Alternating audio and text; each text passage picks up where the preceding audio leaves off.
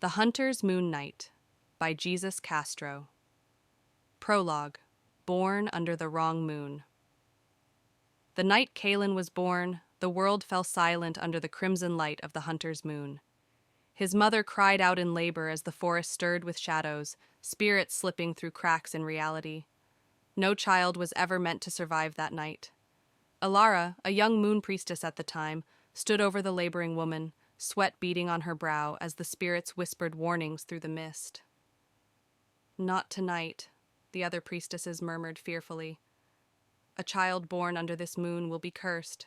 A child like that." "Will live," Elara interrupted, her voice soft but firm. And Kaelen did live.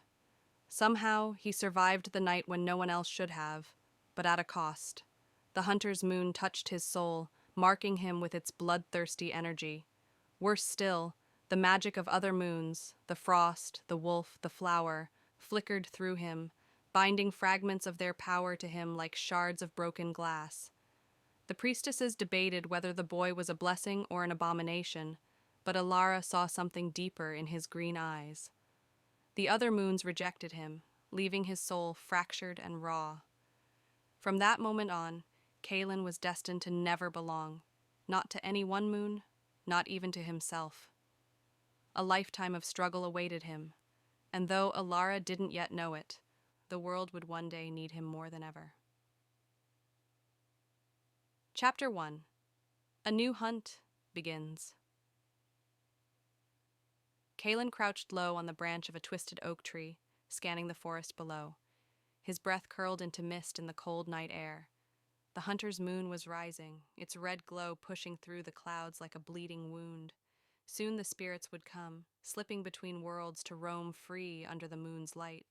He could feel the change in the air, an unnatural tension, like the forest itself was holding its breath. Kaelen tightened his grip on the bough slung across his back, the wood smooth beneath his fingertips. It was a relic from his old life, a reminder of the days when he was just a hunter and nothing more, before the curse. Before he became the hunter's moon knight. The mantle had passed to him when the previous night was found cold and broken in the forest. Kaelen hadn't asked for the title. It had been forced upon him, along with the powers. They lived under his skin now, sharp and unpredictable, as if waiting for the right moment to turn against him. A flicker of frost crawled across his fingertips before fading, and Kaelen cursed softly. The frost moon's influence, always leaking through, reminding him of how wrong everything felt inside him. His powers didn't belong to just one moon, and that made them dangerous. His curse. The snap of a twig pulled his attention to the forest floor. A familiar figure stepped into the clearing below, her silver hair glowing under the red moonlight. Elara, the moon priestess, carried a staff that hummed with quiet magic, the crystal at its tip gleaming faintly. "You shouldn't wait so close to the veil," she called softly. "The spirits are drawn to it." Kaelen dropped from the branch, landing lightly on the ground. His dark cloak settled around him as he adjusted the bow on his shoulder. "Let them come," he said, glancing toward the rising moon. "It's their night, isn't it?" Elara studied him for a long moment, her gaze soft but heavy. "Yes, and it's yours too." Kalen's jaw tightened. He hadn't wanted this. He hadn't asked for it. But the hunter's moon had chosen him anyway. He was the knight now, whether he liked it or not. "How long do I have to serve?"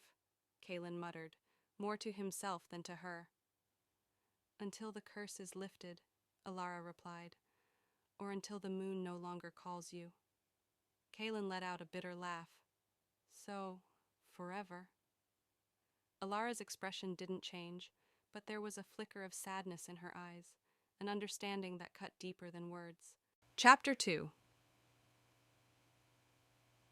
The First Hunt. The forest twisted under the crimson moonlight as if reshaping itself to fit a darker world. Trees that had once seemed familiar now stretched unnaturally tall, their branches curling like claws. Shadows shifted in ways they shouldn't, and the mist on the ground slithered between roots like restless spirits. Kaelen followed Elara through the woods, every step sharpening his senses. He could feel the magic stirring inside him. the hunter's moon pulling at his muscles, making him faster, sharper, more alive. But it wasn't just the hunter's magic moving through him. Something colder stirred, too. A flicker of frost moon magic, dragging a chill through his bones. Kaelen clenched his fists and forced the cold back down, fighting to keep his powers under control. There, Elara whispered, pointing to the edge of the clearing ahead. Kaelen crouched low, his eyes narrowing as he spotted the spirit materializing in the mist. It looked human, almost. Its limbs were too long, and its face seemed unfinished, like a statue that had been abandoned halfway through sculpting. The air shimmered around it with unnatural energy. Kaelen felt the familiar surge of the hunter's moon magic. His heart raced as his muscles tensed, ready to strike. The hunt was what the magic wanted, what it demanded. And then something else stirred inside him, the wolf moon's rage. Kaelen's breathing quickened as the beast within him clawed for release. His hands twitched toward the knife at his belt, every instinct screaming to charge, to kill, to tear. For a brief moment, his mind flickered with visions of blood and snarling beasts, and it was all he could do to hold himself back. "Control it," Elara whispered urgently beside him. "I know," Kaelen hissed through gritted teeth, though the words felt like a lie. Chapter 3. Fenrik's Interference. Kaelen was just starting to regain control when a figure stepped from the shadows on the far side of the clearing. His heart sank as he recognized the intruder. Fenrik. The other hunter's dark eyes gleamed with jealousy as he approached, a jagged spear in hand. "Looks like the great hunter's moon knight is struggling," Fenrik sneered. "Didn't think you deserved the title, Kaelen." Kaelen straightened slowly, his gaze cold. "You don't know what you're messing with, Fenrik." But Fenrik just grinned, stepping closer, the spear glinting under the moonlight. "Don't I?" To be continued. Kaelen took a step forward, placing himself between Fenrik and the spirit, his grip tightening on the hilt of his knife. The cold edge of the frost moon flickered through him again, spreading a chill into his fingertips. "Leave, Fenrik," Kaelen said, his voice low. "You have no idea what this magic can do." Fenrik scoffed. "I know enough." He twirled the jagged spear in his hand, the sharp metal catching the red glow of the moon. "You don't deserve that power. It should have been mine." Kaelen's muscles coiled instinctively, the hunter's moon magic urging him to strike, to end this threat before it escalated. But the wolf moon's influence simmered just below the surface, and Kaelen knew if he gave in even a little, he might not stop himself. The spirit in the clearing twisted, sensing the conflict. Its shadowy form pulsed, stretching its limbs as if testing the boundaries between realms. "You're going to get yourself killed," Kaelen warned, trying to keep his voice steady. Fenrik's grin only widened. "Or maybe, I'll kill you and take your place." Without warning, Fenrik lunged. Kaelen reacted on instinct. He ducked low, the tip of Fenrik's spear whistling past his head. In a flash, Kaelen's knife was in his hand. He spun on his heel and slashed, forcing Fenrik to leap back. "You idiot!" Kaelen snarled, struggling to hold back the rage burning inside him. "This isn't a game!" Fenrik lunged again, his spear aimed for Kaelen's chest. Kaelen blocked with the flat of his knife, but the impact sent a shock through his arm, and his hunter's moon reflexes surged, driving him to strike before he could think.